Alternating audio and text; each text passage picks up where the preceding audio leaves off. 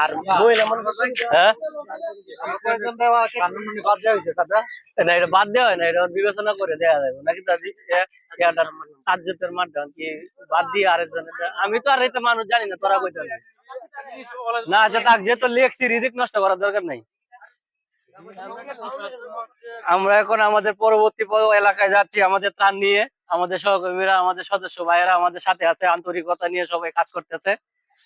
তো সবাই ভিডিওটা শেয়ার করে অন্যদেরকে দেখার সুযোগ করে দিবেন। আসলে মানবিক কাজ সবাই করতে পারে না, আবার অনেকেই করতে চায়, অনেক সাহসের কারণে অনেকেই সামনে আসতে পারে না। তো আমরা যেহেতু সবাই মিলে উদ্যোগটা নিছি, আপনারা সবার সহযোগিতা কাম্য।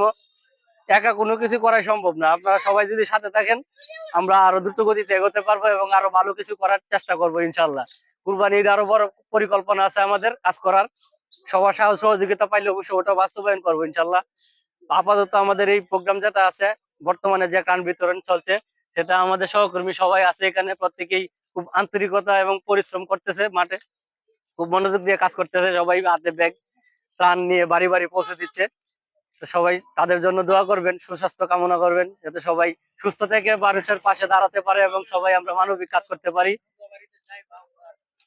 আসলে এটা আমাদের গোবিন্দশ্রী থেকে এরকম মানবিক কাজ, ইসলামিক এবং সম্পূর্ণ শরিয়া সম্পূর্ণ ইসলামিক কাজ এই প্রথমবারই নিয়োজিত এবং আয়োজন হচ্ছে। এটা এখানেই শেষ না, ভবিষ্যতে থাকবে। আল্লাহ যতদিন আমাদেরকে হায়াত দিয়েছে, আমরা বিদায় নিলে আমাদের উত্তরসূরি যারা আছে তারাও আমাদের পথে হাঁটবে ইনশাল্লাহ। আল্লাহ রাস্তায় কাজ করা, আল্লাহকে খুশি করানোর জন্য কাজ করা, এটা মানুষকে খুশি করানোর জন্য আমরা করতেছি না। যদিও ভিডিও করানো এগুলো ভালো না, তারপরেও করতে হয় যে আমরা কোন কাজে টাকাগুলো ব্যয় করতেছি, কি করতেছি, মানুষ এখন দেখুক। আসলে মানুষ কাজ না দেখলে কেউ আর্থিক সহযোগিতা দিতে চায় না, যে টাকাগুলো দিব কি করতেছে, নষ্ট করতেছি কিনা। তাই আমরা ভিডিওটা আসলে তুলে ধরতেছি যে আমরা টাকাগুলো কোন কাজে ব্যয় করতেছি, এটার জন্য জাস্ট, আর কিছুই না।